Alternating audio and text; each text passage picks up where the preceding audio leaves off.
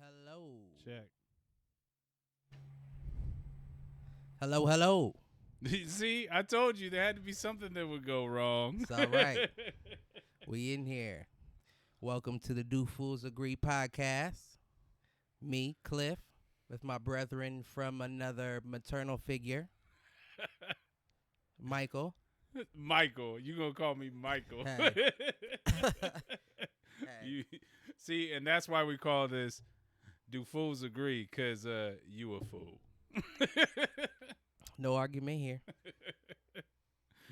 So tell them a little bit about what we want to do with this whole thing, my man. So basically, it's a podcast. We're going to be addressing current events, topics, sports, all that jazz. We'll see if two fools agree and if we could still be friends after if we don't, in the light of all this bickering and nonsense going on nowadays. And I mean, I think this is something that you and I have been talking about for a little while now.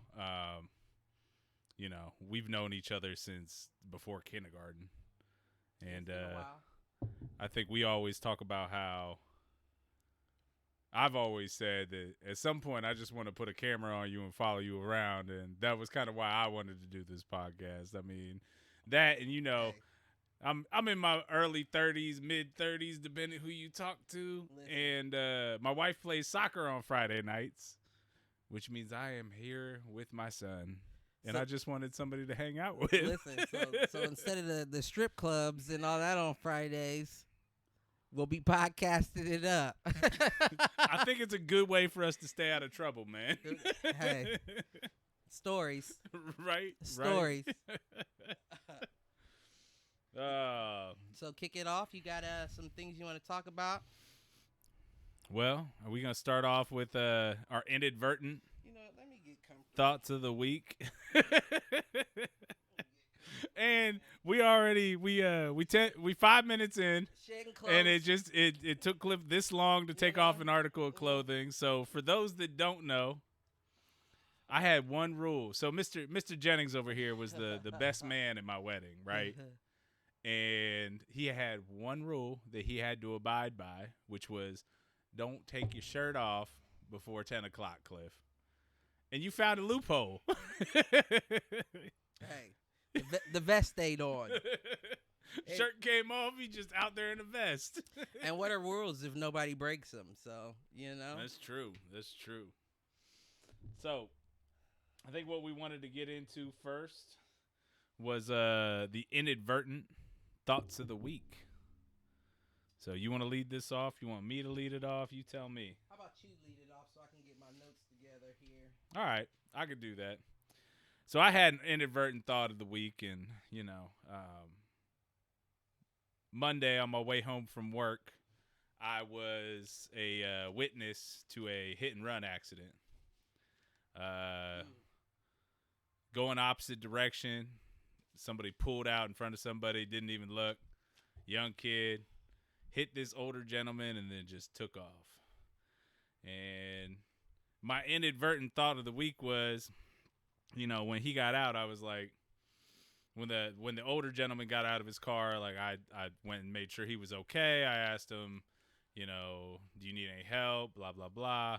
I saw who the person was, and I got half of a license plate number, right?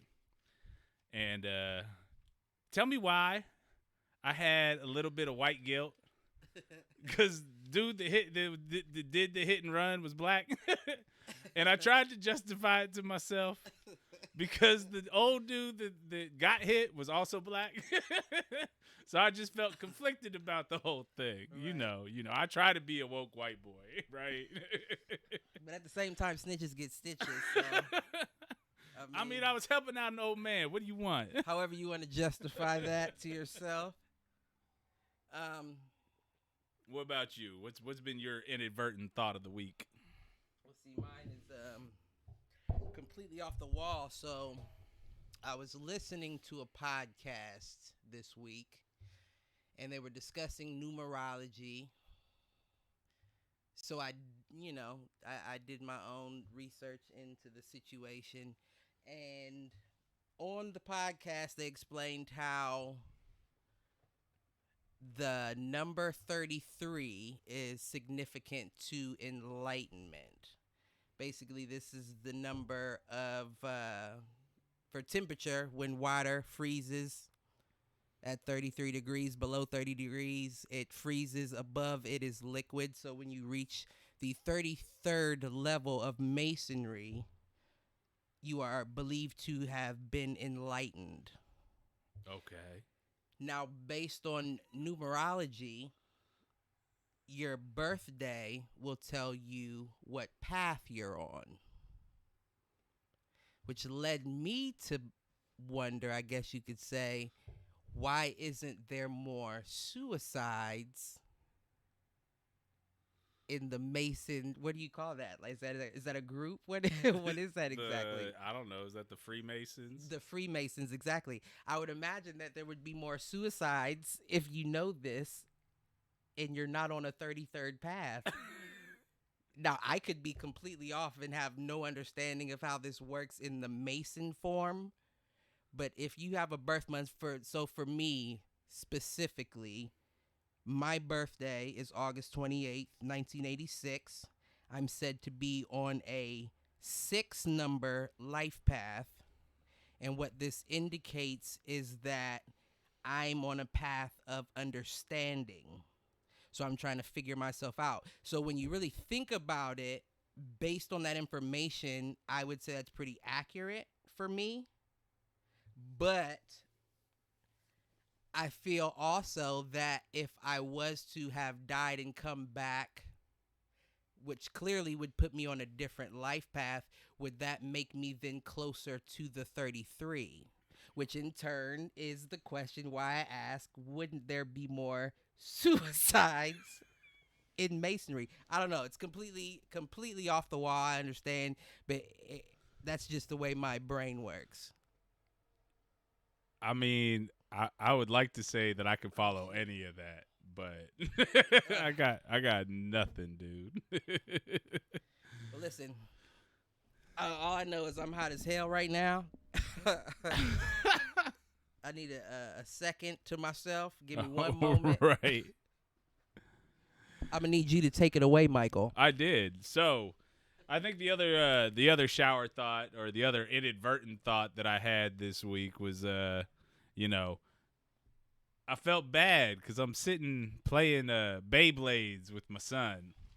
And for those of you that don't know, these are these spinning top things that just, you use a cord and you kind of like rip it through and it spins. And, my inadvertent thought of the week was, I feel bad for my buddy Cliff here because he doesn't have a son, and he came over today and he was playing with Andrew and he pretty much said, "Oh no, I play with my nephew." And I'm like, "Well, that's cool. So Cliff had to take a moment. We'll see how this goes. I will use this opportunity to jump into my other inadvertent thought of the week, which was watching the Picard premiere. I was able to geek out heavily, and it was awesome for me because I have been looking for a new Star Trek like that since Next Generation and Voyager and Deep Space Nine all ended. So I think on my mind, right now, just looking at the Picard premiere and Patrick Stewart, I think we got a lot of those types of things, and Cliff is over here cracking me up. Oh, man. This is the problem with doing a live show, Mr. Jennings. Too much alcohol. Too much alcohol. Too much alcohol. Oh. I didn't think we had that much, man. Woo! I pregame before I got here, ladies and gentlemen. He thought it'd make him funnier, but he's just sweating now. Once the clock lets out at the gig, and Cliff has broken his rule for from the wedding, which is keep your shirt on until 10 o'clock. Listen, what are rules if not meant to be broken? That's true. So, to touch on what Michael said, I can do without Beyblades. You can do without Beyblades? I can do without Beyblades. Always thought I wanted a boy. Fine with what I got. I mean, trust me, after spending countless hours over the last 3 weeks playing with the damn things, I'm over it. The one thing I will say is, and judge me however you like, at least with a girl, I can say, boys don't play with Barbie, sweetheart. Boys don't play with Barbies. Play by yourself. or next year, ask for G.I. Joes for Christmas. There you go. Get some action figures up in there. It's up to you. I hear you. Oh man. Any other inadvertent thoughts of the week? I mean, that numerology one was deep, yeah, dude. I don't know that, and it's funny that that's the first thought that popped into my mind is why don't we hear about more Freemason suicides? Is that where you were going?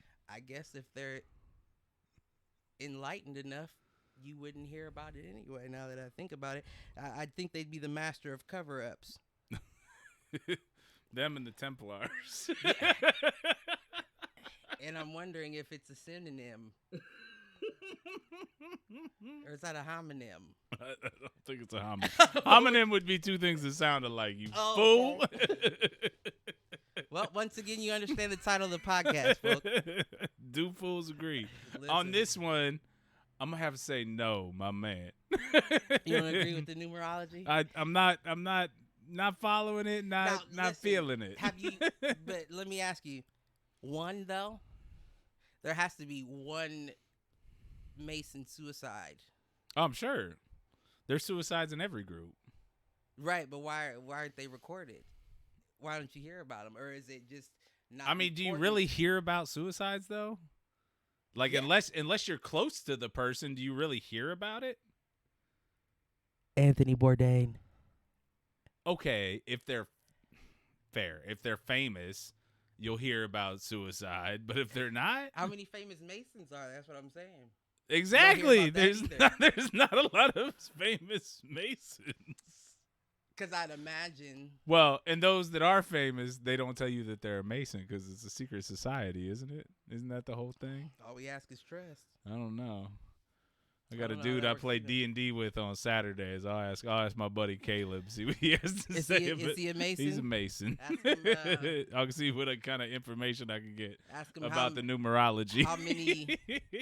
how many of them have off themselves in the past year Yeah, that's a good question. That's a good question. I don't know. on the path to enlightenment.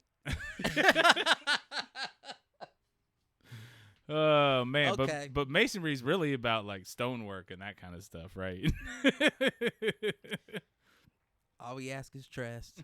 That's all we ask. That's all we ask. But Luke Picard, I heard. Jean-Luc. Who is this guy? Who is this guy? Patrick Stewart, man. Sir Patrick Stewart. Who's that? Jean-Luc Explain it to me, Picard brethren. of the Enterprise.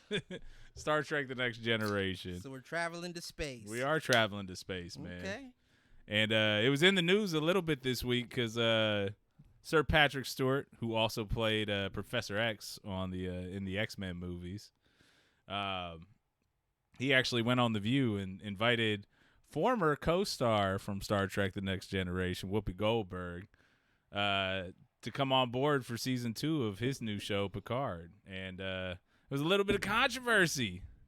What's the controversy? behind that, Controversy sir? was Joy Bear. So I should've- Joy Bear making some comments about Whoopi's hair when Sir Patrick asked her to come be part of the show, and Sir Patrick wasn't having any of it. He pretty much said she can do whatever she wants. So, I've seen the clip. You seen the clip? Explain to me the controversy. I understand. Don't get me wrong, because I when I saw the clip, I can't say that it didn't stand out to me as well. One specific point, don't get me wrong, I don't want to be the guy that immediately jumps to the conclusion But The once, Joy Bear's racist? no, Is that where you going? Be honest. I don't know the woman. Me either. That's fair. And let's be honest. She's so far removed. I don't really give a fuck if she is. Excuse my French. But what I will say is, it's okay. We turned off the kids part of whatever the Kappa or Copa is. You can't. We're not going to be affected by the Children's Online Privacy Act. Good stuff. Beyblades are over. Okay. Beyblades are done, sir. So I will say one specific part of the video that did bother me. What was that? She said something about the hair. I heard it. She did. That was the controversy. Is that was it because like Whoopi has dreads, has natural hair, and she does. You know, if the comment was about the blonde on top of the natural hair, though, like you can say natural hair. That blonde is not natural. No, listen, we all saw the roots. Right. We all saw the roots. The issue that I had was she grabbed one of the dreads and flipped it with her finger. Ooh, you caught that. I don't know that I caught that. To cut these, and mind you, it was the second time she said it, so she wanted to make sure she was heard. She wanted to make sure she was heard. Absolutely. Now, Sir Patrick though handled it the best way possible because he was like, she can do whatever she wants. But isn't he gay though? Sir Patrick Stewart? No, Ian McKellen. You got those two flips. The Asian dude? No, that's George Takei. George Takei is Sulu. I have not the biggest Star Trek guy. I have tried to get you into Star Trek since before we in preschool. Space in general doesn't really intrigue me, to be honest. That's fair. I will it's say not that. For everybody. I get it. But okay, who's the other one? You said Ian McKellen, who played Magneto. He also played Gandalf. Oh, I know exactly what you're talking about. The British dude. Right. So he played Magneto in the X-Men films opposite Patrick Stewart. And let me. I'm sorry, I should have prefaced that with context. I have no problem with gay people. I was just saying that. I don't think there was anybody that thought you did. I know that. Let's be honest. Gay people are more cognizant of other people's feelings. That's probably true. Understandably so, because they go through enough themselves. So they naturally lean to be more empathetic. Right. I don't know if that's true, but I think it's a fair hypothesis. We'll go there. We'll go there. That's the reasoning behind my question on whether or not he was gay. But are we sure he's not gay? Yeah, I don't think so. And I mean, if he were, I would have no problem saying it, but I don't think he is. I don't think there's ever been any reports on that. Okay. I'm just listen. But what I will say, this is what I will say about the whole thing, because what I do know about Star Trek is Whoopi's been there. Yeah. Some of the best rated Next Generation episodes are the ones where Whoopi and Picard have the most dialogue. Listen, Whoopi's been there. Jordy. LeVar Burton. Another. Mr. Reading Rainbow. Another colored. So, so all I'm getting at is the left must win. If that's any accurate depiction of the future, we know that the right's trying to make America great again here and build a wall. We knew they weren't taking black folks to Mars. Are you sure about that, though? Cause, all I'm saying is we knew they weren't taking black folks to Mars. M-A-R-S. Mars, bitches.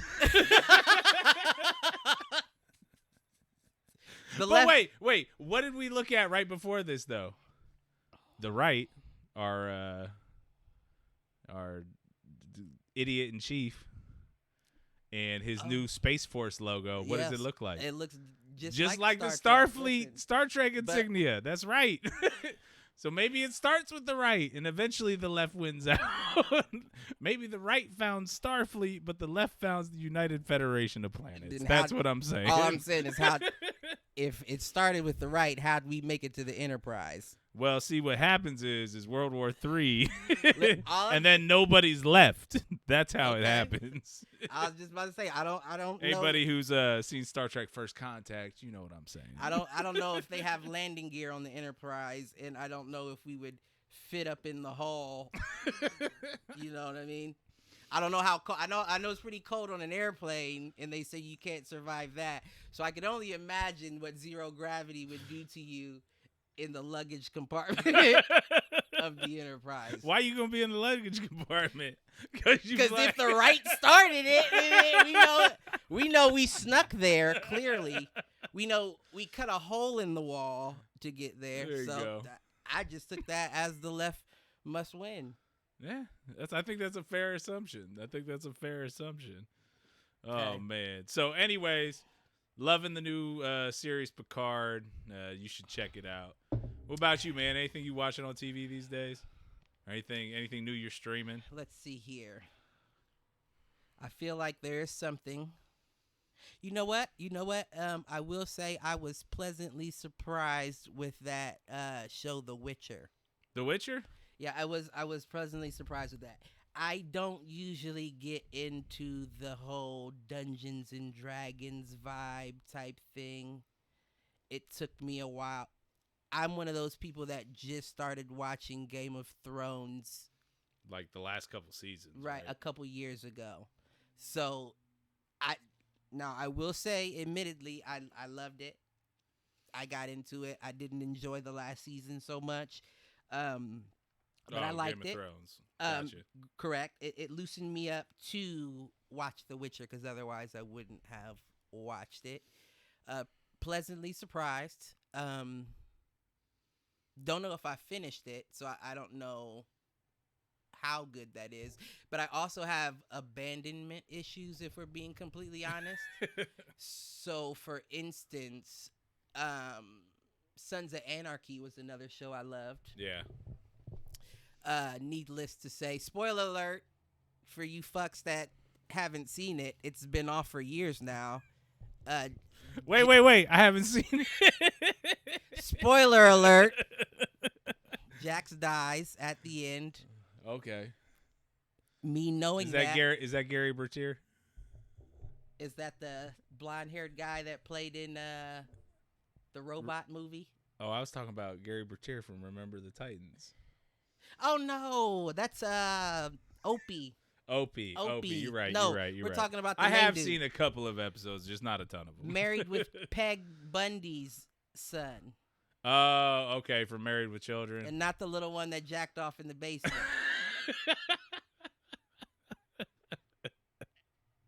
Oh, But man. nonetheless, I digress.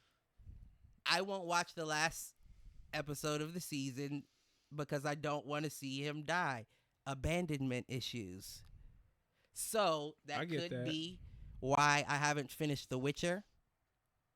You know what? I'm fine. Now I'm curious, like, because I tell you what, like, I thought the first couple of episodes were a little like disconjointed in that, and right. But by like episode 3 or 4, it got you start solid. To understand what they're trying to do. Right. You got the whole. You start to figure out that there's multiple timelines going on, Right. and you can start to see where the through lines are. Right. I'll tell you what, though, the last 2 episodes are solid, man.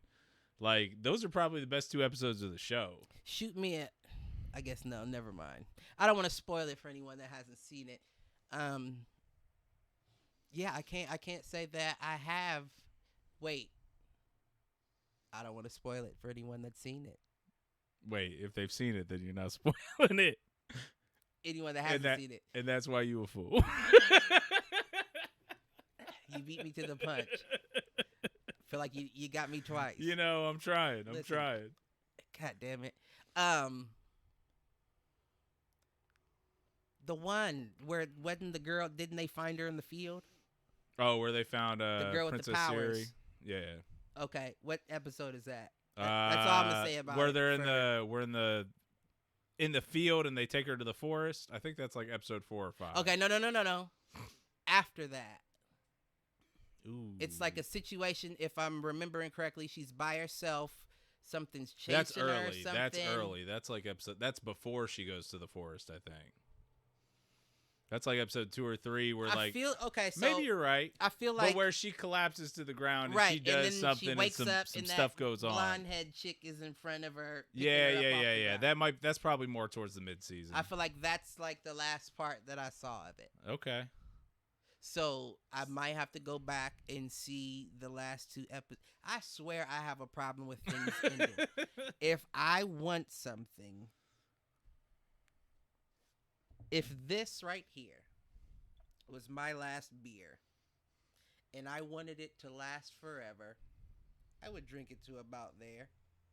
Just right there. And save the rest of it. That's the kind of person I am.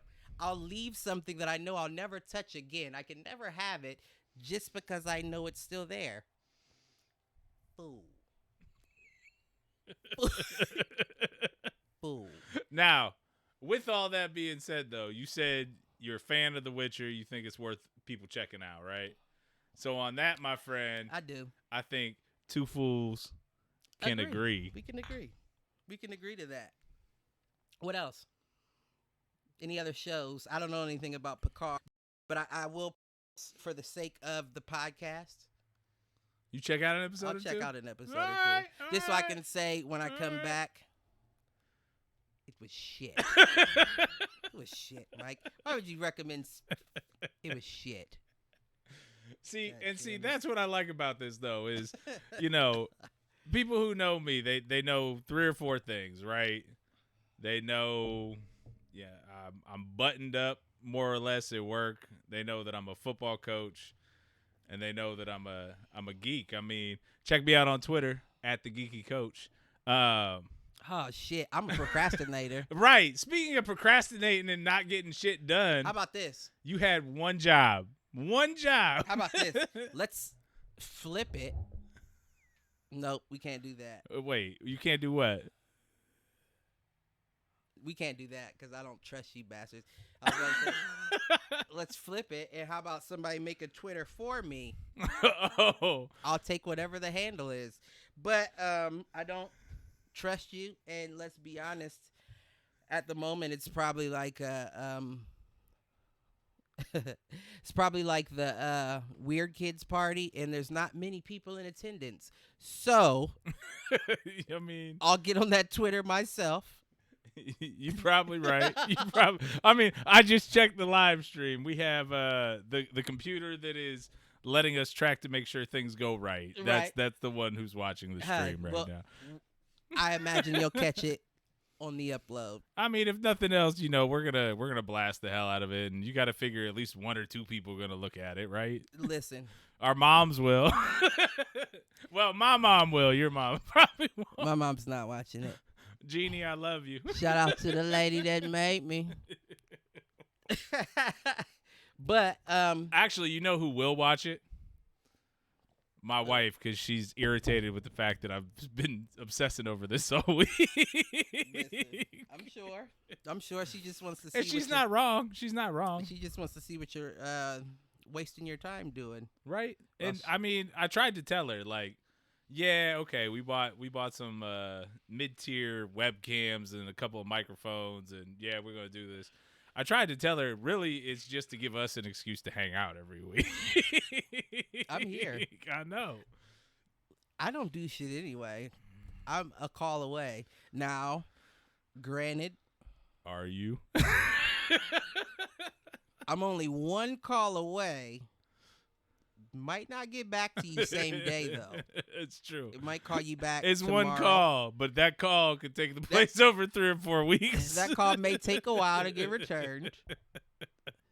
I usually wait until I have a nice buildup of missed calls till it says 6, 7 missed calls. And then I'll go through them and say, bills, nobody, scam likely. Who is that? Oh, that's Mike. I'll call him back.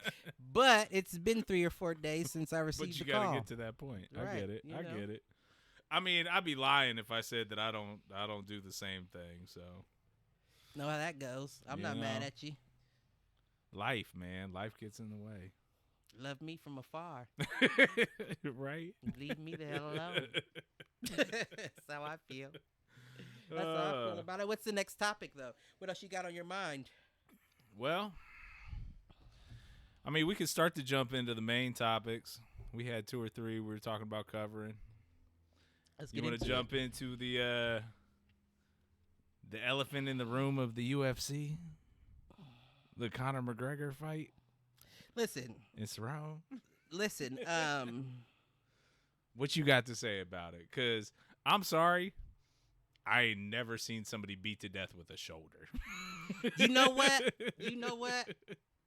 It's funny that you bring that up because when I saw those shoulder strikes, I knew for a fact he was doing damage, and I was wondering to myself, why don't you change position of your head? Why didn't he try to change? Right? Why didn't he reverse the sides? clinch Right. or What- you know what I mean? Like, Anything. just do something. It was almost like he tried to keep his head against the shoulder, but was just getting banged with it. Let me say this is one of Conor's best performances that he's had in a while. One that I'm not the happiest about just because I'm a big Donald Cerrone fan. I feel like he's going to go down as the Dan Marino of the UFC, the Charles Barkley of the UFC, one of the all-time greats that's never gotten a belt or even really come close to getting one. You know, as a Bills fan, I'm disappointed that you didn't say the Jim Kelly of the UFC. Listen, and that's something, by the way, we'll come back to the Buffalo Bills because I gotta vent a little I'm bit sure you do. about my Bills. I'm sure you do. I might add a cent or two about how I feel, but I'm sorry. I digress. Nonetheless, what I will say is I was so surprised at how good he fought, especially against someone that I thought would give him a tough fight, that even me, and don't get me wrong, I'm not a Conor McGregor hater. He's a very entertaining guy.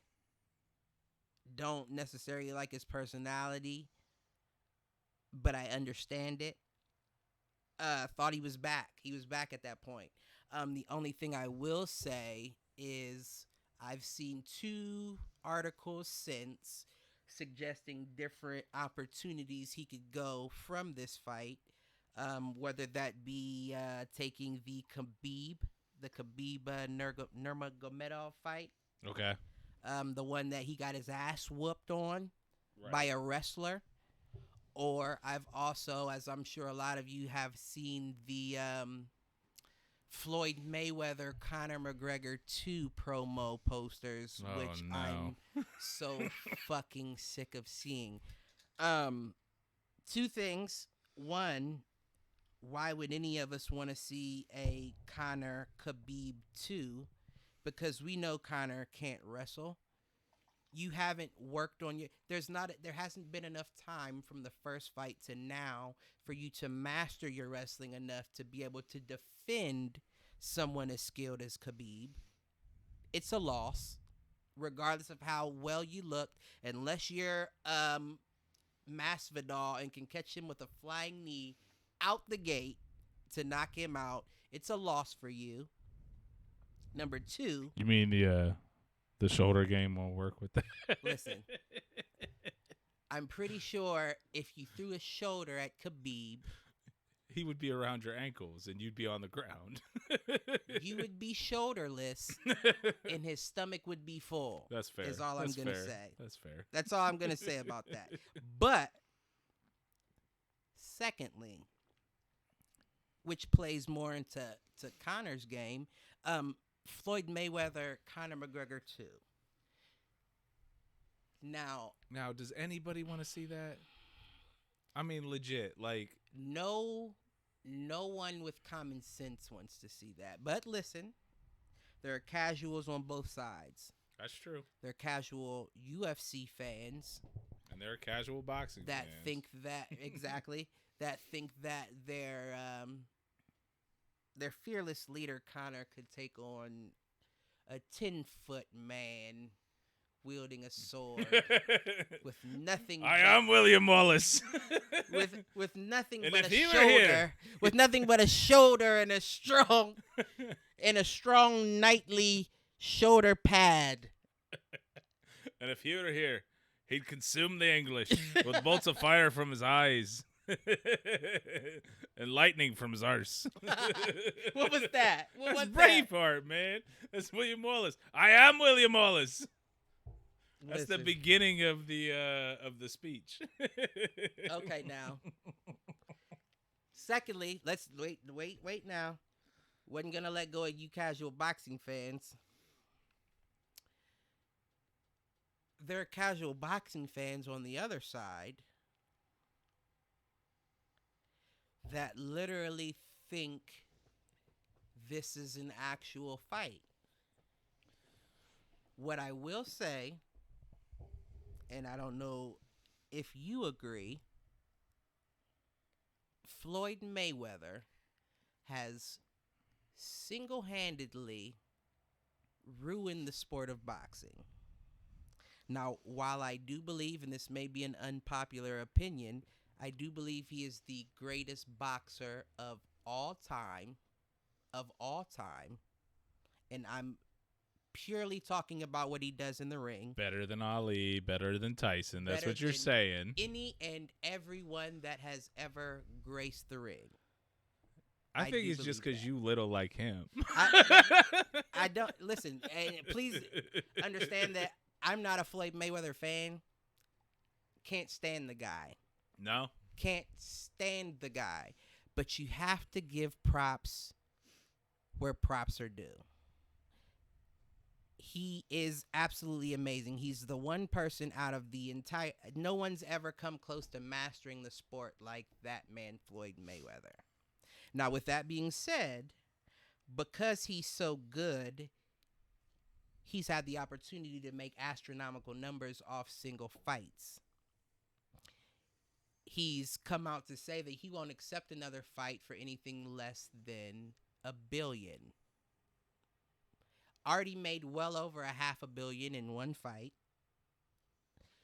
So what he's done is he's taken the sport away from glory to padding my pockets.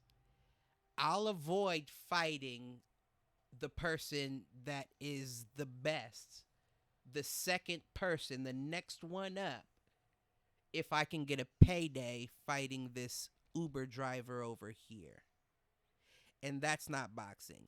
Back in the day, what I will say is Ali fought Joe Frazier. Ali fought Sonny Liston. Ali fought George Foreman. Ali fought all these greats. He didn't let them pass them by. Ali didn't wait. Ali took them. Ali didn't wait until people got too old to fight. He did it. Now, I'm not taking anything away from Floyd because he did his thing. He fought a lot of the great people, but you changed it to WWE. Now it's more so I believe about you on that. Like, it's more about the show. Right. It's more about... the lead up to the fight Yeah. than the actual competition. So if the press conference is exciting enough, the fight doesn't have to be who shit. at this point is he ducking, though? Like, As far as Floyd, yeah.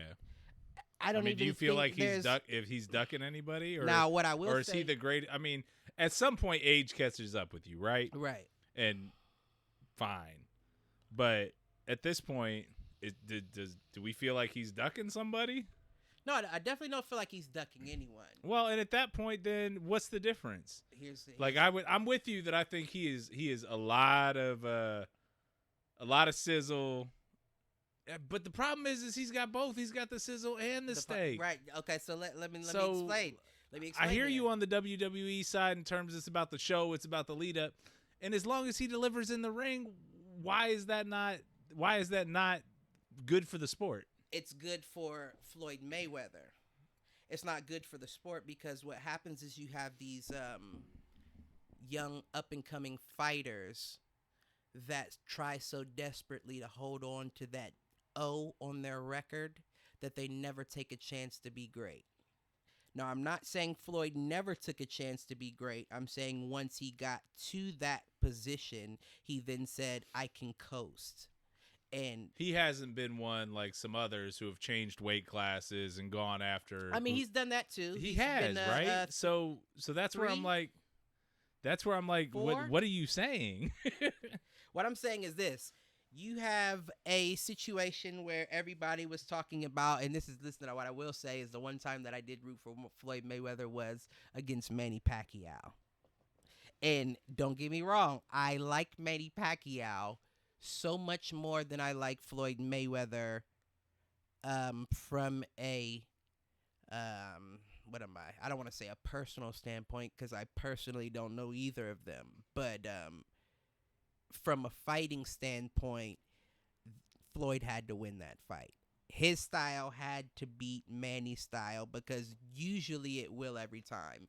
But what I will say is everybody made the argument that Floyd waited until Manny got too old to be able to keep up. Now, mind you, they are close in age. But what I will say is since then, Manny Pacquiao has gone on to fight top names in the sport of boxing well past his the 40 mark of his career, and is continuing to win. They wrote Manny Pacquiao off a year ago when they stole his belt from him in that Jeff Horn fight. Not only did he find a way to get a new belt back, he's now fighting for 2 more. Now, this is a man that's older than Floyd Mayweather, still continuing to go. Meanwhile, Floyd Mayweather is picking Conor McGregor to fight twice. Which and a Japanese, is it really a fight? Like right, and a Japanese take... MMA fighter. Now, those aren't fights.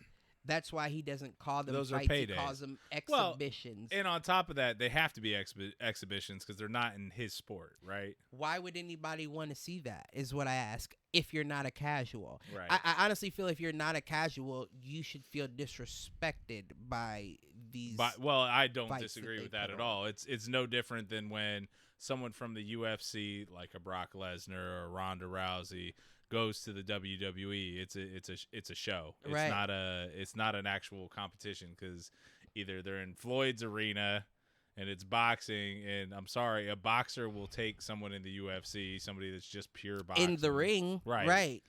Now you flip that and you make that a UFC match. He getting his ass whooped.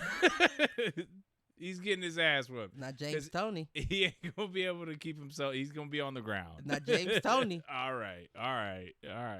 He got that win. That's all I got to say. Now, while I do agree that 9.5 times out of 10 that MMA fighter is winning, James Toney. There's always an exception to the rule. Listen. And vice versa. There was who? There was a UFC fighter that came and beat a boxer, too. I can't think of the name. I'll have it for you by the second podcast, I promise. Probably not. I'll probably forget. I was about to say, there's no way. That's why I thought I had a notepad. I will say that I was pleasantly surprised because my good friend Cliff here actually showed up 15 minutes early tonight. Listen. And that's not 15 minutes before live. That's 15 minutes before he told me he'd be here. So listen, I appreciate it, man. Andrew was happy to see you. The boy was happy to see you. Listen, that's my guy. That's my guy. I don't get to see him enough. That's true. Well, that's on you. Well, if we start doing this weekly, you see him every week. I'll be here. We'll see how long we keep this going. What do I have to do? That's true.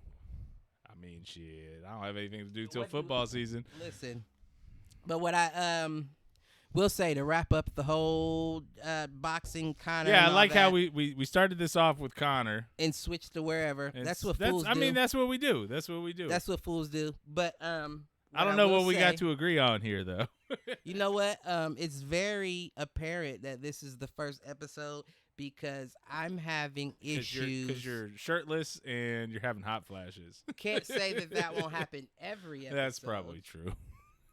But what I will say is I don't know if I should look at the camera. Or look at me. The computer. Or me. You. Or just stay in my zone with my eyes closed. You well, know what I mean, what I will say is that you said that you would definitely watch back this one. Right. and you can let us know. Like, I'll take notes. You take notes and bring me back some production notes, because let's face it, like, I set all of this up kind of throughout the week this week, Right. and been testing stuff, and this is very much a dry run. That's not meant to be a slam on you or anything, but take a look, give me some notes, and we could definitely move things around. And I will tell you, right now we are very geographically located to the computer, because I thought I ordered USB extension cables for the webcams, and I didn't. Okay. they were still in my Amazon cart today. Okay. So, you know. Hey, no biggie. I mean, I'm comfortable. And I tell you what, man, I feel like in looking at this setup, and I'm going to adjust the layouts and some stuff, because it doesn't look like the Streamlabs stuff is coming through on the live chat. I mean, we probably don't have anybody watching live anyways, that's cool. What's but the Streamlab? Streamlabs is our the system that I'm using to broadcast everything, and they will also set you up with a donation page and a chat bot and all that kind of stuff. Okay. So we have it set up to do that, but until it's actually until we have a few subscribers, right, it's really not worth it. I still think it looks good on the page. Like, it says, hey, live chat. Basically, at this point, you can see it that live chat coming soon. Live chat coming soon. Let's not give all the That's fair. That's fair. Let them know what is and isn't working quite yet. But what I will say is, if you want to see more, go over to streamlabs.com/foolproofentertainment and throw us a little donation. I mean, at this point, I'd be happy if a year from now we were able to pay off the equipment that I bought. I mean, that would be awesome. But not looking for it. I mean, really, man, I just want to do this, hang out with you on Friday nights, just give us something to do, and hopefully, eventually, a couple people are interested in what we have to say. I'm sure that'll be the case. Probably later than sooner. Probably true. But we'll definitely be making strides in the right direction. Get more people interested. So let me ask you a question. Of course. What? So I know we threw the podcast idea out a couple months ago. Like, what made you think like, hey, we should do something like this? Like, I know we talked about it a little bit, and I know, but talk about it a little bit. What podcast you listen to, what you want, or not necessarily what the inspiration for this show is, but like, what podcast made you think that, hey, maybe we should do something? That's an interesting question, because I subscribe to a lot of them.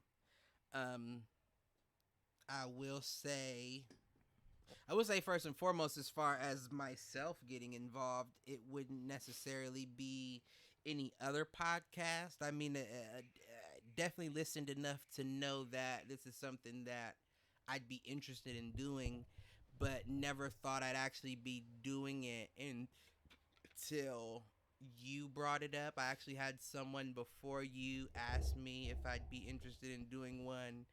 I guess that kind of fed my interest, or that want to see how it could turn out. And then, ironically enough, you then brought it up, and of course, I would be more comfortable doing it with you than the latter. By the way, you still owe me $10, and I didn't forget about that. Is that to me? Or is that to they know who they are? All right. I know it's just $10, but it's been a while. I need the $10.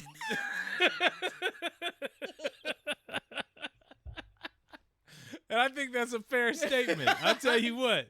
I mean, maybe we should have them on this one, and they can come.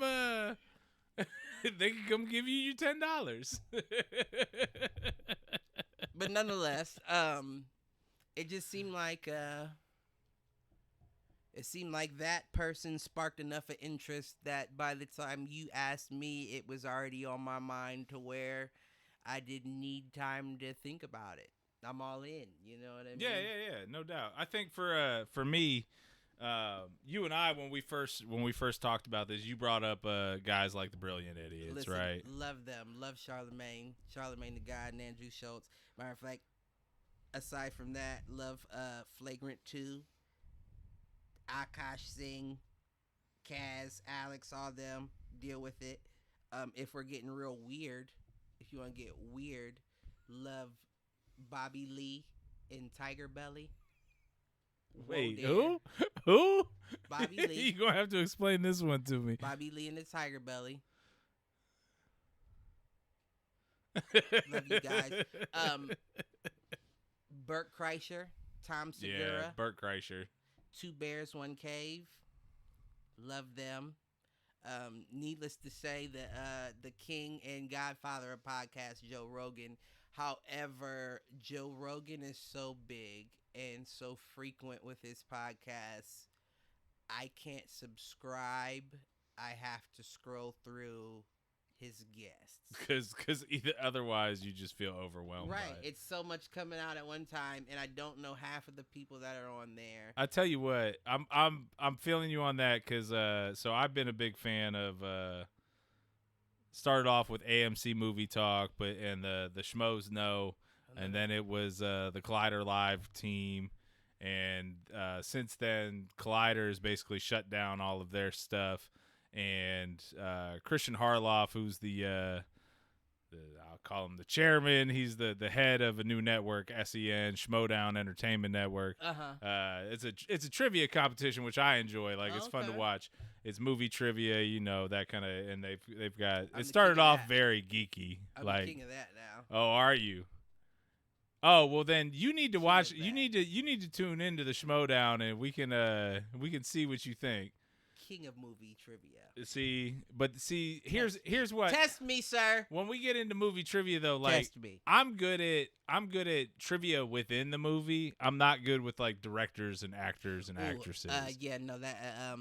That's where I'm with you. If you're asking me like trivia about what happened in the movie, right, I'm with you. But if you asking me about who won the Oscar in 1976 for Best Picture or Best Actor, right, well, not my thing. It depends. I stand by my statement. I'm the champion. Anyway. Michael Scorsese. I'm the fucking champion. You a fool. No, so you should check it out. But I'll do that. So Collider pretty much shut down all of their they did a movie show. They did a show that's kind of like this, where it's just like a bunch of friends shooting the shit. Right. And since that point, Christian Harloff started his own network. He owns and runs the Schmodown, which is that movie trivia show competition. Right. And then that I'm the champ of. They talk about it's actually like movie trivia meets WWE. I'm not the champ of that. So it's interesting. Like, check it out. It's got they've got like 3 different divisions. They've got a tag team division, a singles division, and a inner geekdom division. I think there's and of course my personal favorite, the Star Wars division. Oh shit! I lost that already. But see, so they've got that, and then the rest. Jean-Luc Picard's gay. I don't think that's accurate. I'm out. But Sir Patrick Stewart. Buzz me out already. And then, so when they split up the Collider Live show, like a bunch of those folks have been starting up their own podcasts.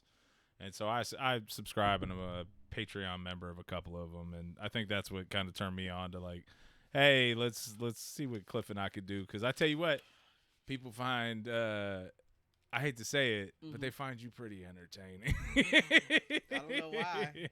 I'm just a regular old schmo. Just a regular old guy. Just a regular old schmo. Well, ain't that some of the shit though? Because we are starting to get to be some of the old guys. Listen, we're not sitting at the kid table anymore, nuts sir. Hanging lower every year. I'm telling you.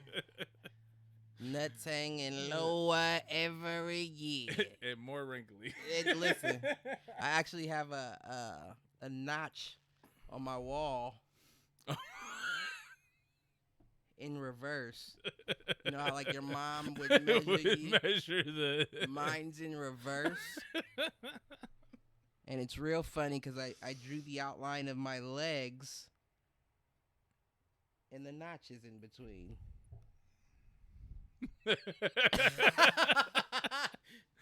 You are DIY it. a fool. DIY it. Oh man, Oh shit. Mr. Jennings, Listen. we are about an hour in. What's next? You We wanna? didn't touch all of our topics. We haven't touched all of our topics. I was actually about to ask you want to take a quick break, You can do that. 2 minutes, 2 to 5 minutes, and we'll get right back to it. I'm with it. All right, I'm gonna go ahead cut the mics.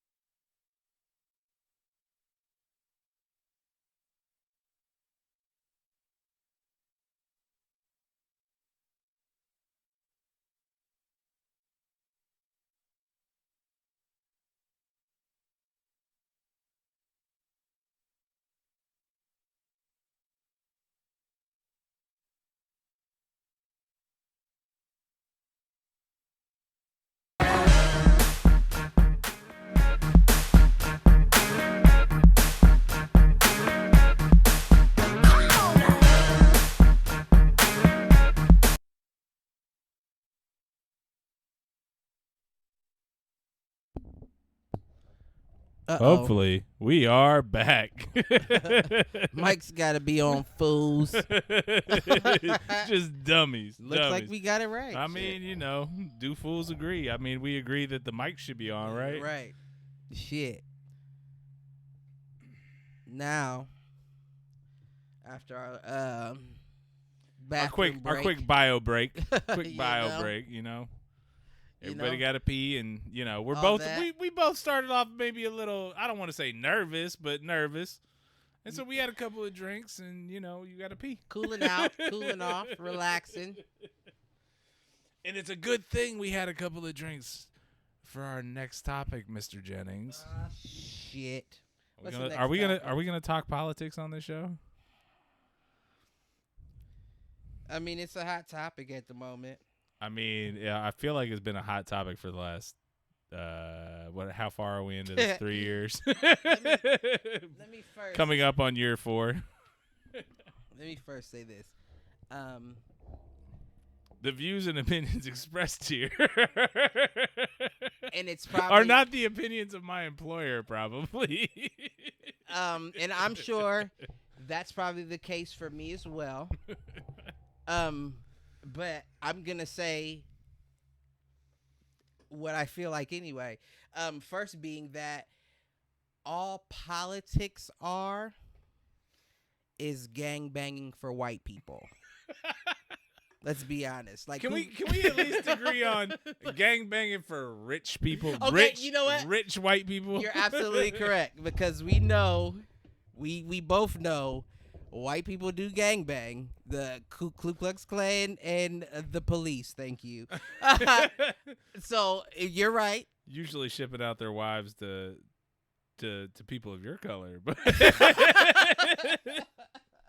Listen. But you're correct. You're correct. this is how I get fired, because I did a podcast, by the way.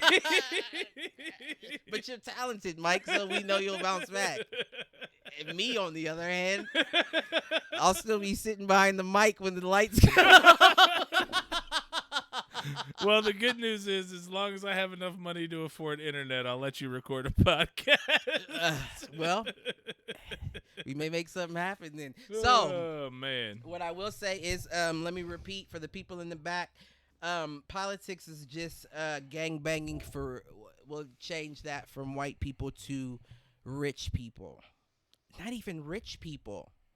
See, it's not even rich. It's the ultra rich, the uber rich. I mean, at the end of the day, you're talking about 0.5% of people that own. Well, see, we're 90% of the wealth in the. See, this is the on thing. the planet. If I was the guy, right? If I was the guy that branded, marketed, whatever the case may be, what is this, Generation X? Wait. What are we in? What is this, Generation Z? Bro, I you mean, you and I are it's Z or that's what I meant. millennial. I Like knew you it and I think classify as millennials. really? Yeah. Whatever generation we're in, let's Gen Z is the one behind us. Let's cut the bullshit.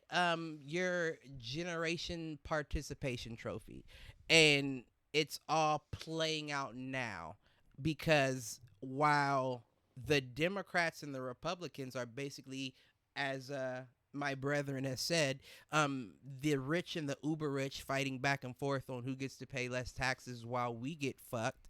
They've all manipulated you into thinking that you belong with them as well, and that you can make a decision based on how they feel, when that's not really, or how you feel. Well, and I wanna call out here is that I consider myself pretty far left leaning, and I think the statement you just made is true of both sides. As far as what? I'm sorry. As far as it is the uber rich controlling the message, trying to get you to feel like they understand you, and it is on both sides. Oh, my brethren, I would definitely. Let me first explain. When I say gang banging for rich people, which, by the way, is my new favorite phrase. Listen, I'm gonna start telling with, like, when people bitch about politics, the first thing that pops in my mind is stop fucking democripping. Like, who the fuck are you? Like, who the fuck are you? Preach, baby, preach. Like, honestly, though, you know what I mean? Like, because we are in generation participation trophy, and the parents that raised the generation participation trophy are still in existence, they team up together and they all feel like they're included and equal when that's not the case. Well, like, and I think it goes beyond that too. I think it's this culture that's been created by, honestly, the same thing that's got us in podcasting right now, right? that But we it's all that have an opinion. We all have an opinion that needs to be heard, and on top of that, that everyone's special, and the immediate gratification. Like, I think here's the difference between what I would say, and I think it's Eliza Schlesinger who talks about this. She says she's the elder millennial because she's like upper 30s. Who's right? Eliza Schlesinger? She's a comedian. Sounds it. Yeah, and she's got a special called Elder Millennial. I'm sorry. And I tell you what, I feel this. I mean, I feel the same way because I think millennial is a funny term because it's people like us who were born in the mid to late 80s who still had what I feel are the Gen X or Boomer work ethic credentials and knew what hard work to at least some extent. Mm-hmm. And that, guess what? Not everything's given to you. Right. You don't get you aren't special. You ain't deserve. shit. You don't deserve You nothing. don't deserve Guess what? anything. And guess what? You should work hard, and you can work hard and still ain't get shit. Listen. So, but that's something that I don't think the kids these days understand. And I mean, as a high school football coach, I see this shit all the time, man. Like, kids just think they special, and I think that's starting to play out in our politics now, which is funny because the politicians who are catering to this bullshit are all fucking 50 and above, 60 and above, man. But you know what? It's perfect for them because, and listen, this may be an unpopular opinion. This may be controversial or triggering to some, but we're bitches. We're bitches now. And those politicians are the 60-year-old men that get the 20-year-old women. You can manipulate them. You can train them to be whatever it is you want them to be. And that's what they're saying that about us as a masses. Yeah. They're training us to believe the way they want us to believe. And then when they speak to us in a way, some of us eat it up and some of us see through it and say, well, wait a minute, what's going on here? But what it comes down to is if you ask the average person like me how you feel about politics or the presidential race, and to quote my brother, who's a very intelligent man, free my nigga Blue. By the way. Wait, Blue locked up again? Man, all voting for a president is at least for people like us is changing the warden to the penitentiary. Doesn't matter if you get a nicer warden, you're still in the penitentiary. So with that being said, I don't give a fuck if Donald Trump gets 4 more years. I don't care if Hillary makes a surprise sting appearance and flies in off a zip line into the Democratic debate and joins the race with $500 million. I don't give a fuck.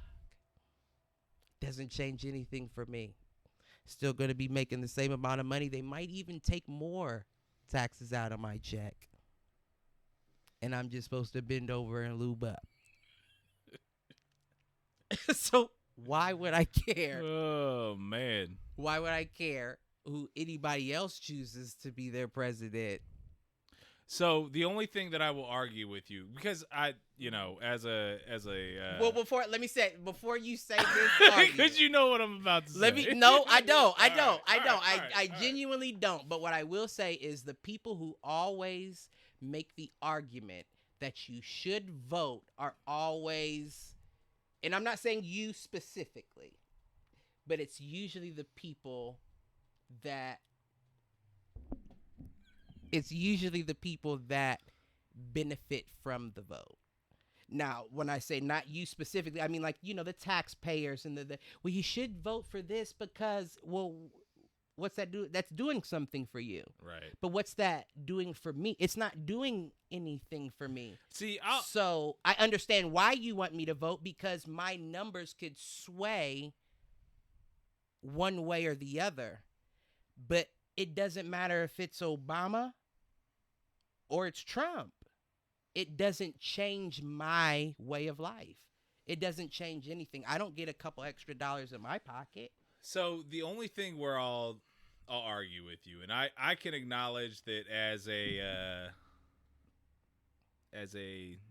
upper middle class white male, the system is in my favor no matter who the fuck is in charge, right? And I can acknowledge that. Like to the earlier point when we did our inadvertent thoughts earlier, right? Like, trust me, I consider myself woke enough to at least understand. Oh, I know you. What I think I have seen under this administration more than any other administration, at least in my lifetime, is the escalation of racist rhetoric. And I'm not saying that Obama was here and it was all good. Trust me, I'm not saying that. But I think with the current administration, with our current idiot in chief, Mr. Trump, that it has been made okay for that to be in the light again.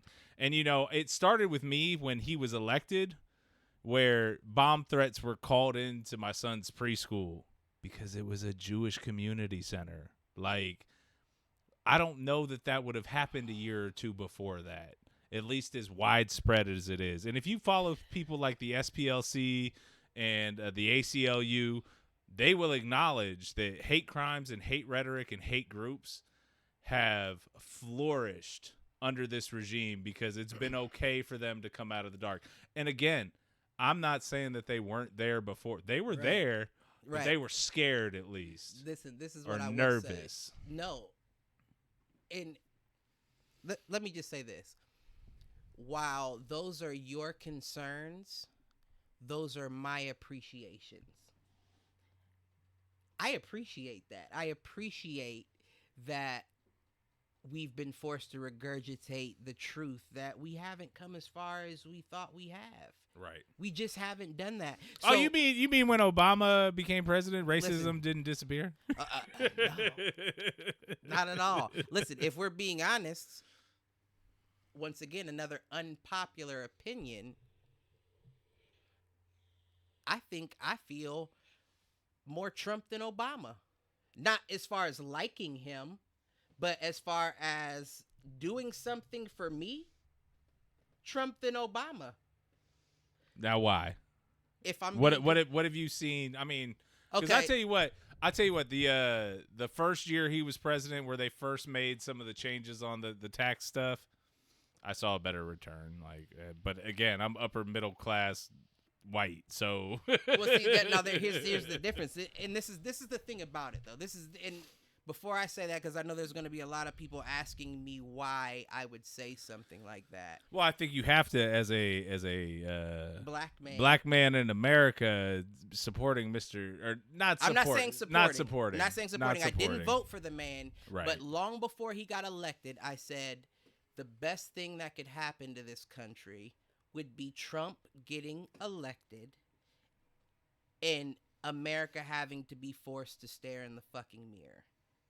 And, I think that's exactly what's happening. There's no difference from Trump than this country that we live in. And what's happening is we're looking directly at each other and we're not liking what it is we see. The same way an alcoholic or a junkie would when they wake up from a bender. I look at myself in the mirror and I see shame. I see something I want to change. So are you saying Obama was like an 8-year high and now we're on the come down? I don't even see that. Because, I mean, to be honest, a high for who? You know what I mean? Like a hype I mean, for who? Like let's be the economy turned around under Obama. You bit. got to remember, we were coming out of the biggest recession in your and I's lifetime, and I know words like recession when you're poor. Or right, they don't mean anything to you. Like this is all. And I get that. This is what I'm trying to get. This is what I'm trying to portray. Is that and I all hear this you. I hear you on that. Is even keel. So while your water is rocky and wavy, I'm in the eye of the storm at all times. It's calm here. And you don't feel like, from an employment standpoint, you've been more stable. Listen, I'm gonna tell you why since it doesn't Obama matter. Than. Well, no. This. I think this is all legit conversation. From an employment standpoint, I've been more stable with Trump than Obama, but not because of Trump. No, it's everything that Obama had already put in place from economic standpoint. Like if you watch the trends, correct. You look at any economic now, what modeling, I will say is we're still on the Obama trend. Now, what I will say is, and this is going to be controversy here, and that's why we're here, right? When Obama was elected in office, a lot of black people were happy just to have a black president. My president is black. My made black's blue. Right? Yeah. And Not I'll enough. Be goddamn if my diamonds ain't. Too. Listen, I'm gonna tell you this. This is another unpopular opinion. Just had a conversation with maybe somebody that should be the name of the show. Right. Unpopular opinions. Because the truth is, there are two occupations in this world that trump your race. That's president and police officer. Once you are black, no disagreement. Once you are listen. Fools agree. Fools agree. Once you are black and you are president, you are now no longer black.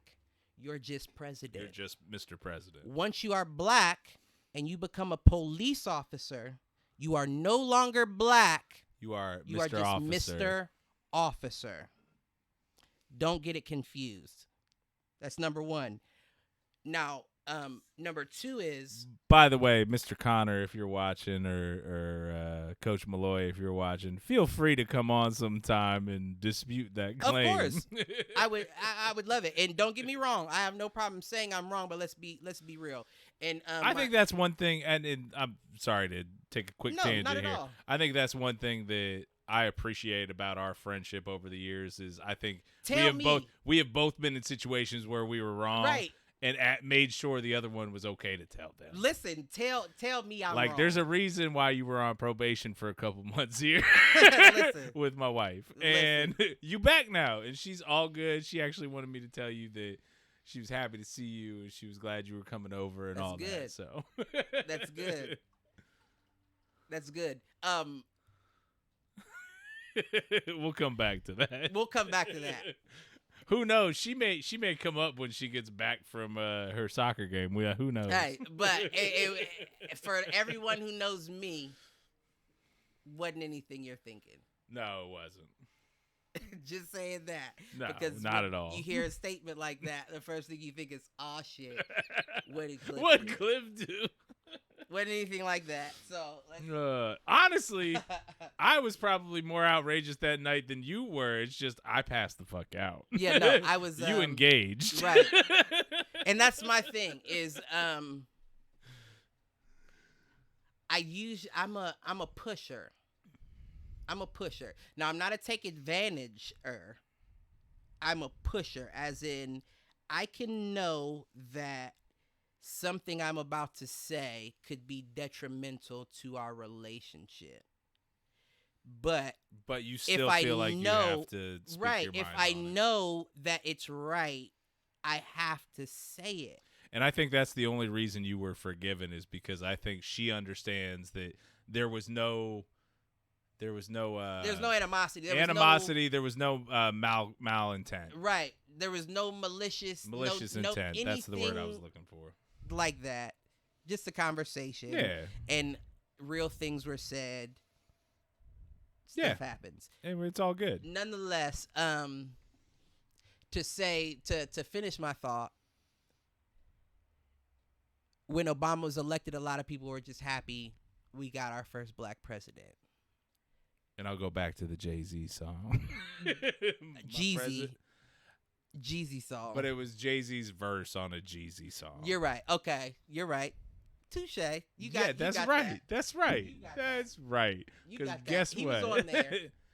Well, no, But the Obama. No, it was a Jeezy song. It was the Obama verse was a Jay-Z verse specifically for Obama, like leading into the election. Well, I mean, the song was for that. No, the song was not specific to Obama. Yeah. The hook was my president is black. The hook. Lambo But if you is listen blue. to the rest of the song, it's not. It doesn't seem okay. like you know what I mean. I see what exactly Jay-Z's what you're saying. verse was specifically Obama. Touche. Touche. You are absolutely correct. That was back when I still followed hip hop before you are absolutely shit got all correct about mumble that. blah. You're absolutely correct. I can't about follow that. the shit today. Jeezy was more so rapping about his life. But I know you a Jeezy fan, Right. so Yeah, no, that's 100% correct. Much more than Jay, but we might have to come back to that at And some we point. definitely can as well. We definitely can as well. But other than that small populace of people that was just happy that he was black, there was another much smaller populace that thought he was actually going to be able to do something for black people. No, not the case. Actually, let's be honest, he did more for homosexual people than he did black people in his term in office. And that's not a dig on anybody. That's just being honest, because we all know, which goes back to my point, once you become president, you no longer become black. You just become president. That you're just a puppet. You're a puppet at that point. Well, and I think what you started to see at that point was the rubber band effect.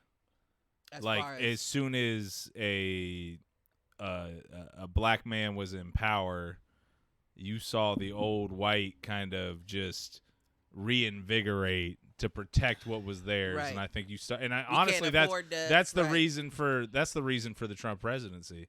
You awoken a people that had the world be theirs for so long that they were like, oh, we can't let these upstarts get away with this shit now. Which is why I say I'm more Trump than Obama, because I appreciate that. Let's be honest. While Obama was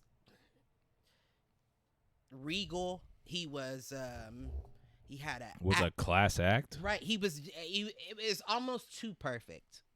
Not saying is that the problem. No, not saying that he was too perfect. Not saying that that's the problem at all. But what are you covering up? You know what I mean? I hear you. You're acting as if everything's okay, walking into what you said was one of the worst recessions of our lifetime. Yep. Right? Yep. So no doubt. So shoot it to me straight. You know what I mean? Don't spare my feelings with a lie. Don't walk around here all smiling and happy, laughing and joking, hugging babies when we're on the verge of a crisis, while Trump is saying, we're in a crisis. I'll make it better. Now, has he made it better for me? No. But what he has done that I very much appreciate is he's brought every white person that feels a certain kind of way about people of color out from under their rock. And now you know who they are. Exactly. And before it was under the table. Yeah, right. I'd much rather you say, get out of here, black. Because I won't say. We're not going to do that on We're this not going to do that. That's probably for the best. At least not this episode. At least get comfortable with us first. Right. Get out of here, black. Then someone say, well, it's nice that we definitely appreciate having you for this interview. We'll definitely be getting back to you in a moment. Just to be expecting our call and be ready when we do. That nigger's not getting the blame. I mean, you're not wrong. You're not wrong. I'd much rather that. I'd much rather know exactly what it is that I'm walking into than walking into something, a false sense of security. So for that, I think Donald Trump. Obama, you could have did better. I mean, let's just be honest. You could have did better. I understand why you didn't, because there's only so much you can do. And as you said, there's always the powers that be that are holding on to those reins that are like, whoa there. Went a little too far. I get it. Well, and But honestly, that's what I think has caused this bifurcation of our society at this point. Like, I feel like going into the first Obama term, there was at least ground to meet in the middle, and now and this is on both sides, man. You know what I now think it's it on is? both sides, though, that you are either with me or you're against me, That's and true. there's no common ground. There's no middle ground anymore. The rich people gangbanging. You're not wrong. Listen. Let me explain something to you. It's not a coincidence that there are red and blue states. That's not a coincidence. It's not a coincidence that Crips and Bloods are red and blue. That's not a coincidence. Now, I'm going to tell you a difference. The only difference between Crips and Bloods and Democrats and Republicans is one has a main line to society and is very good at manipulating. The other chooses not to leave the hood. And it's easy to put whatever kind of rhetoric on someone that's not there to hear what's being said about them. So when you have a situation where I'm the exact same as you, but I can affect the way I'm viewed, we're back to the 60-year-old politician and the 20-year-old wife. We're just the 20-year-old wife. You can manipulate me into thinking whatever. Meanwhile, you're doing the same thing they're doing, but better. Is that not right or wrong? What do they do? What's their main source of income? Selling drugs? What's Big Pharma doing? No doubt. What's Big Pharma doing? No doubt. What are the nicotine and the alcohol industries doing? Well, and I mean, that's a situation where I think nicotine is one thing. I think the pharma industry is completely different, But it's all the same. Well, and it's interesting because It's all the same. It's no different from me selling joints on the street. No, or it's me not. selling crack cocaine. They're making a bigger profit off of it. That's the difference. Or a Percocet. I can give you a joint or a bump of crack. It's the exact same thing, just different marketing plans. Well, and It's it's the money behind it that made it legal for them to do that in the first place. Right. The only difference between Big Pharma and the dude on the corner is the marketing budget. Right. The budget and the scheme. And who you reach. And the ownership of the system. And who you reach. Right. I can manipulate the masses and say, oh, this is good for you. Why would a doctor prescribe it to you if it wasn't good for you? Meanwhile, because they're in their pocket. Meanwhile, your Adderall is no different from crystal meth. But they got you believing something completely different. It's the exact same thing. It's even more sinister, if I'm being honest. The politics, I much rather deal with, and I know it's easier for me to say because I come from this and I've seen it. I much rather deal with the people that, if you disrespect them, are trying to kill you than the people that are trying to kill you before they even meet you. Oh, no doubt. And as somebody that, trust me, I almost worked for a couple of different pharma advertising agencies. Right. And don't get me wrong, like I don't want to get into too much about where I work, but I work in the financial services industry, and it's all credit cards, right? Listen, I don't feel great about the fact that I'm running up people's debt and let me causing tell you them heartache. Let me tell you that. It's funny I'd that rather you brought do that up. than pharma. Because I was in that career as well, as you know. I know. And what I told them there is that all that is legal loan sharking. The only difference is instead of breaking my legs, you're ruining my credit. Which is worse, though? I'd rather have my legs broken. Oh, because I can do more. Because if your legs are broken, you can at least still get a loan to go do some shit. I can do more in a wheelchair. I can do more in a wheelchair than I can with two Usain Bolt legs. True. And bad credit. No doubt. Absolutely. So, it's all. Listen. This is the mirror. It's a mirror. This is why everybody's saying the big H word, the big hypocrisy. Because right now we're staring in a mirror and we're trying to tell each other what we're not. but we're both moving the same. So guess what? If the bad guy's moving the same way you are, you're the bad guy. Whoa there! Do fools Two agree? fools agree. God damn it. Hey, I just wanted to give a quick shout out here. Melissa Ferguson out in the chat. Char's good friend from the Buffalo area. Oh, okay then. She's out there. She sent us a quick chat. Hey guys, good stuff happening. Fuck Big Pharma. Cannabis for life. And I'd like to give a shout out to Bison Botanicals out there. I know that's right. Love to both of you. Amen. Where were we? Oh, I mean, we were ranting. We were ranting. We went from Trump to Obama. It's all linked. Back to Big Pharma. It's all linked. So what you got? You got something? You give me the look. You give me a finger. Let me. This is gonna be in there. What were you gonna say? No, I think the only thing I was gonna say was so we talked a little bit about Trump, Obama, how depending where you live on the spectrum, whether or not that's something that is whether that actually matters to you. I think from my perspective, I think it does matter personally. Right. And again, as a upper middle class white male, probably matters to me more than it matters to you. No, don't get me wrong. Don't get me wrong. I mean, out of the candidates I guess the question would stand then. Like, I don't. Who would I be voting for? I don't know that you're gonna vote for Trump. No. So out of who the Dems have put forth, what do you or are you thinking third party? Like, I will tell you personally, I think third party, anybody who votes third party is an idiot. Sometimes you got to take the lesser of two evils to kind of. I would like to put the racism at least back in the corner instead of out front. But agree. But I also I'm not a black man, so I hear your point on bringing that out into the light and knowing who your friends are and who your enemies are. There's power in that too, so I get that. My whole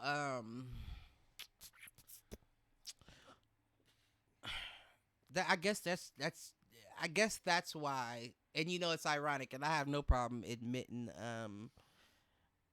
anything that I've done and leaving it up to your judgment. I voted third party last year. Okay. Because I wasn't gonna vote for Trump and I wasn't gonna vote for Hillary. Bernie wasn't on there. I will tell you that I voted for Bernie in the primary. Did you? And I'm registered independent, so I can kind of pick which primary I vote in. And listen, I voted for Bernie in the primary, even though I told my wife that I voted for Hillary in the primary.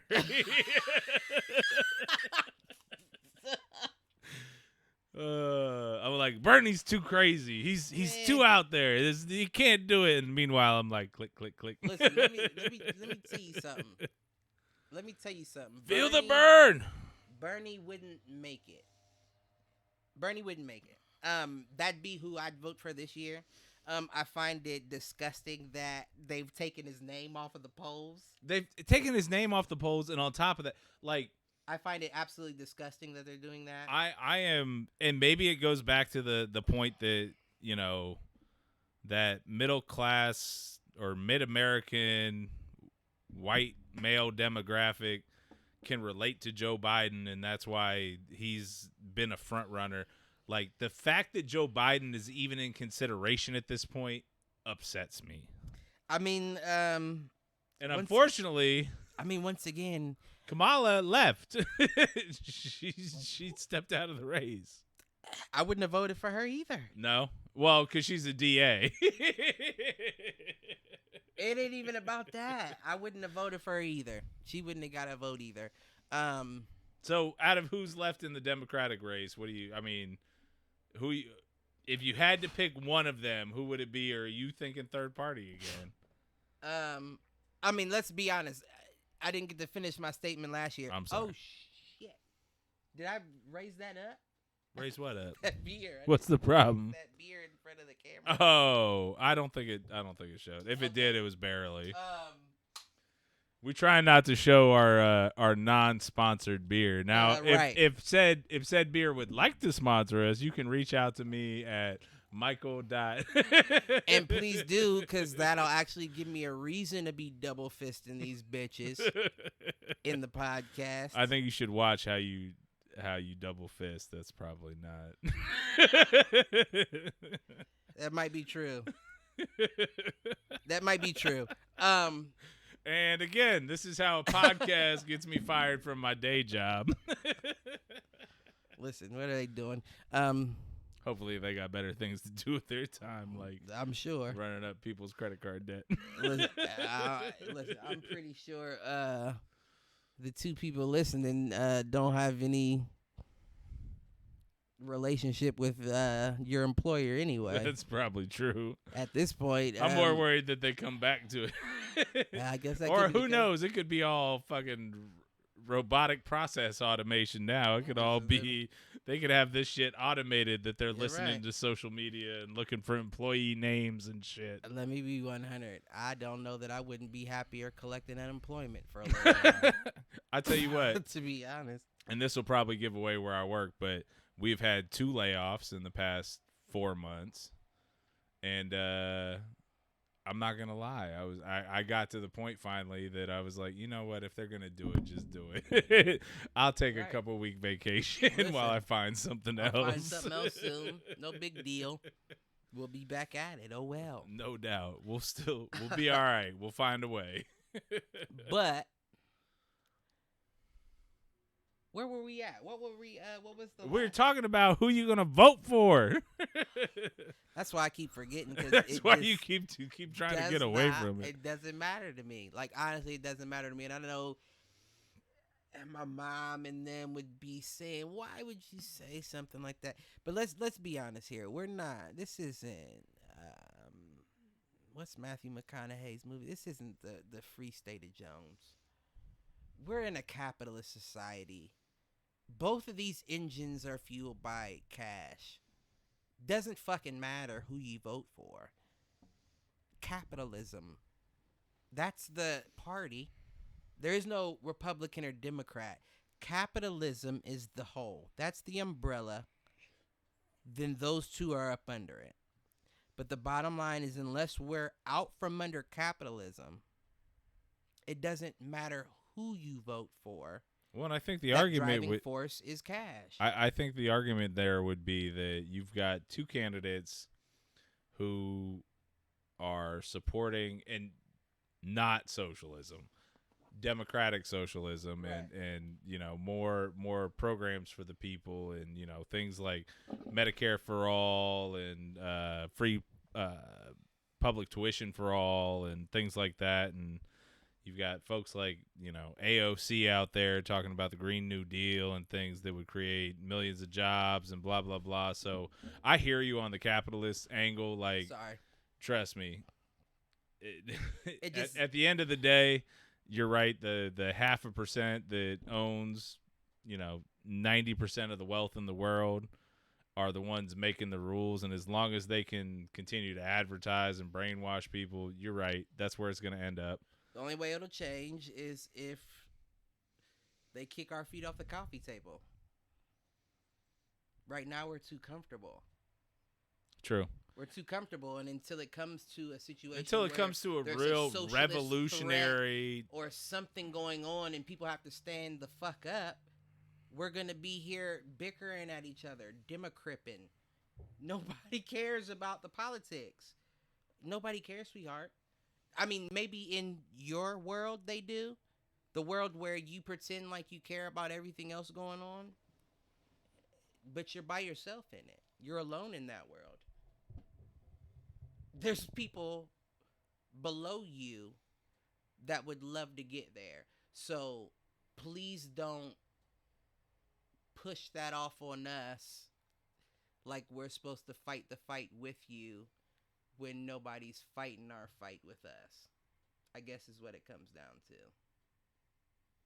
I mean, I think that's a fair statement. So if I'm being 100% honest, It doesn't matter. I probably won't vote this year. Like, I'm probably not gonna waste $5 of my gas money because it doesn't matter that much.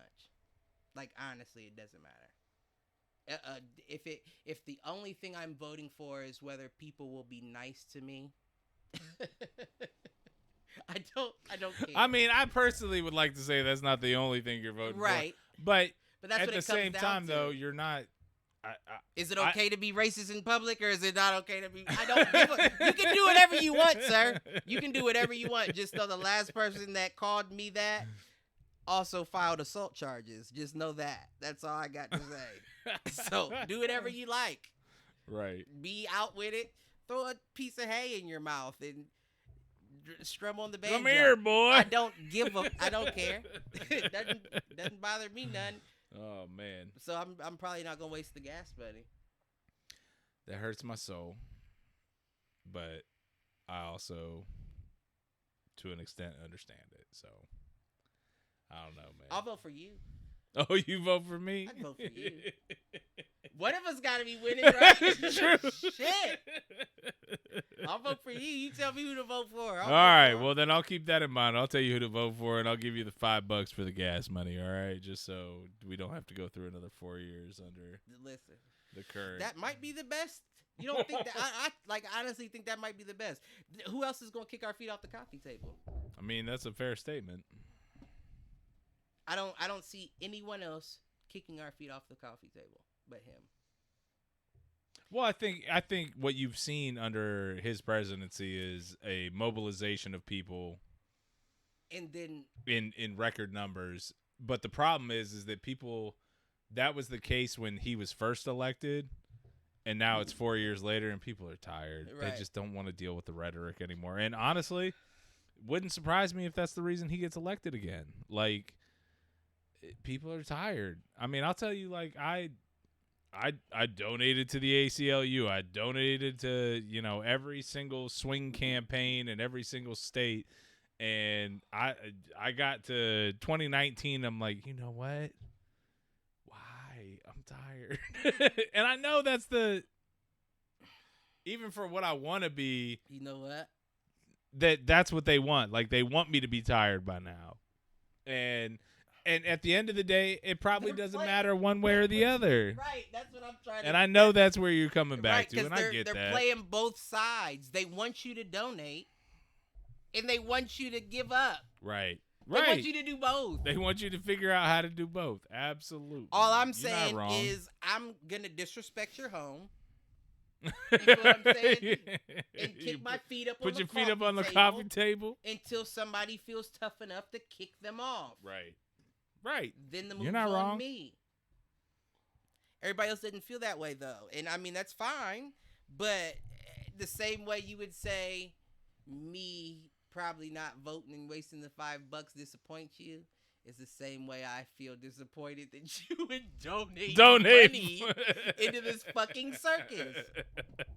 You would donate money into this circus? I hear you. There's people starving, and we're over here donating money into politics. We're over here building Notre Dame. Yes, I know how to pronounce it. Notre Dame is how I tell you what, I wasn't going to donate to Notre Dame. Listen.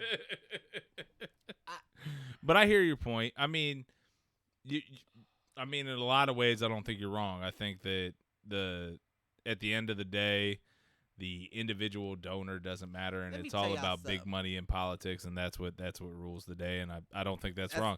That's probably why we're gonna see a Biden Bloomberg ticket. Let me tell y'all something. You want to know what would motivate me to vote?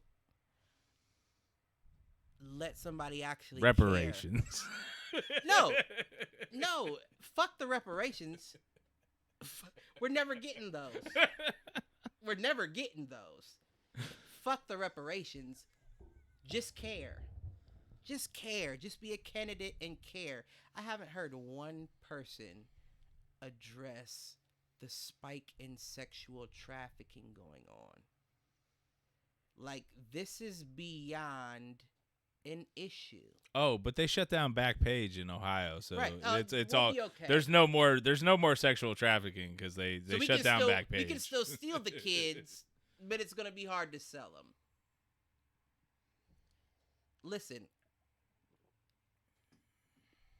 no one has so much as acknowledged.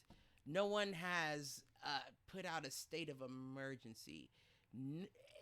And then, But do you think that would happen under this president, anyways? I don't think it would happen under any president. Because I think country, if you had seen a spike like this, this country makes money off of that too.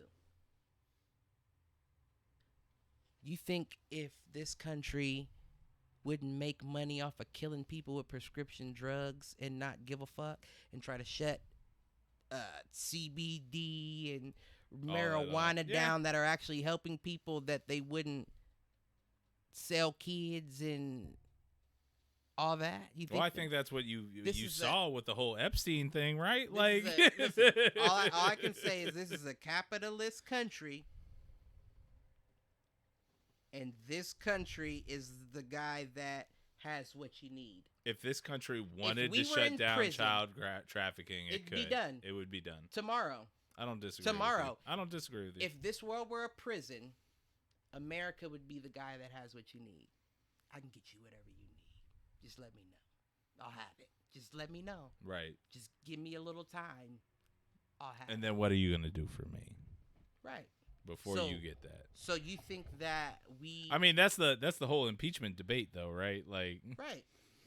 I'll do for you if you do for me. Right.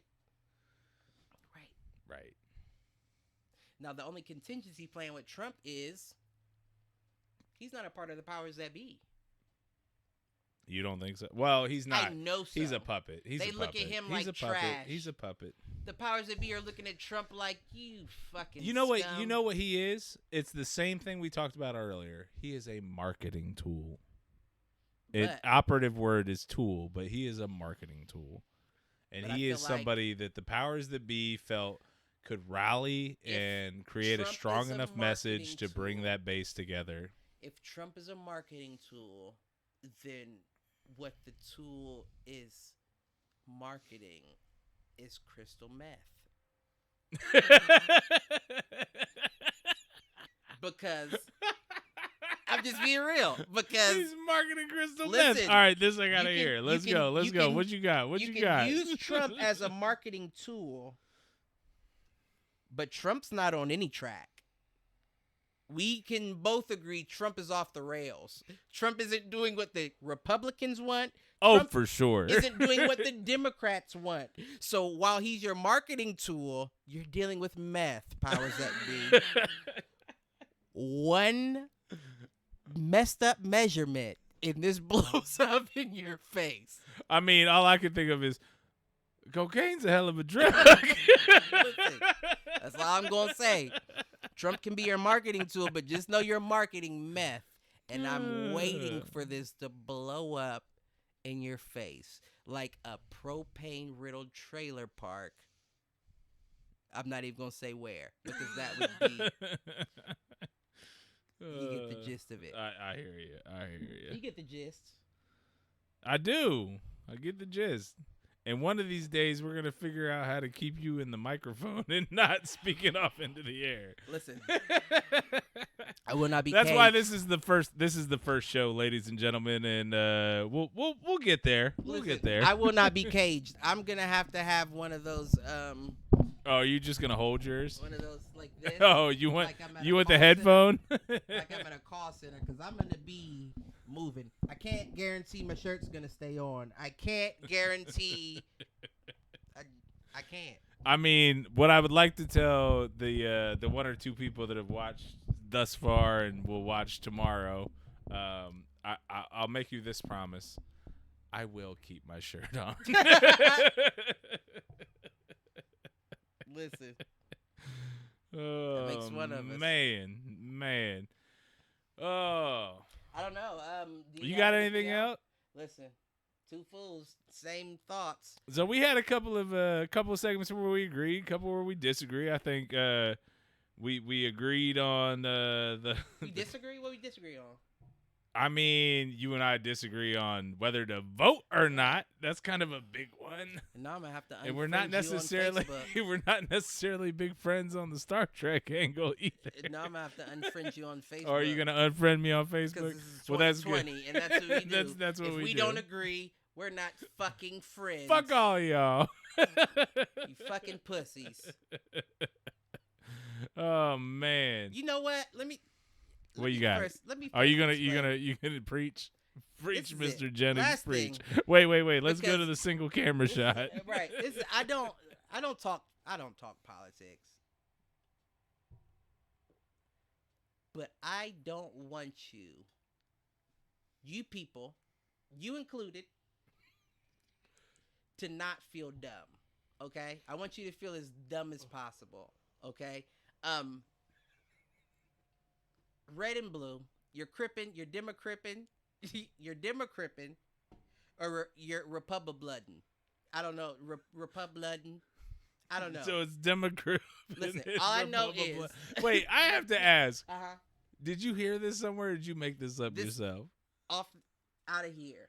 Oh my man, never that's heard gonna this be. before. That's gonna be. Oof. You never heard it before. But what I will say is, black folks, we usually have gangbangers in our family, and it's only natural that you would have opposite ends of the spectrum in the same family. Do you know what we do? Not give a fuck. Who cares? Y'all unfriend each other on Facebook. Y'all talk bad about each other in emails at work. This is a rich man's gangbanging gang. The only difference is, where I live, people are losing their life. Where you live, people are losing friends. And all I say is, try to be open and understand that this is all dumb and by design. Just love one another. And with that, I feel like that was a very much. It felt like a very Jerry Springer end to the show, but I like it. I like it, but I like it. Very Jerry. And that's what I mean. And take care of one another. Just love one another. Listen. If you see, because let me first say that I can't say that I won't be this guy. If you see something that looks suspicious, being a white van, being a car with something sort of symbol that you, or weird locks on it, anything, look out. Just look out. Look out. If you see something that looks wrong, stick around a little longer. Stay about 15, 20 minutes longer than you planned on, just to make sure someone gets home safe. Because it could be one of your relatives, and it could be someone that doesn't care and lets it happen, or it could be someone that's waiting to see if they can intervene. Now, what I will say is, karma's real. I named my daughter after her. Wouldn't have done that if I didn't know that that was a real thing. It will come back around on you. And it may not be you, but it may be someone you love. So just keep that in mind, and knowing when you see kids walking down the street going to the bus stop unattended, when you see kids walking home from baseball practice or cheerleading, just keep an eye out. I'm not saying be the creepy guy parked in the back that gets the police called on you, but just make sure people get home safe. Have a little compassion, because right now, if we lack anything, I would say that that's it. And it's not hard to have. That's it.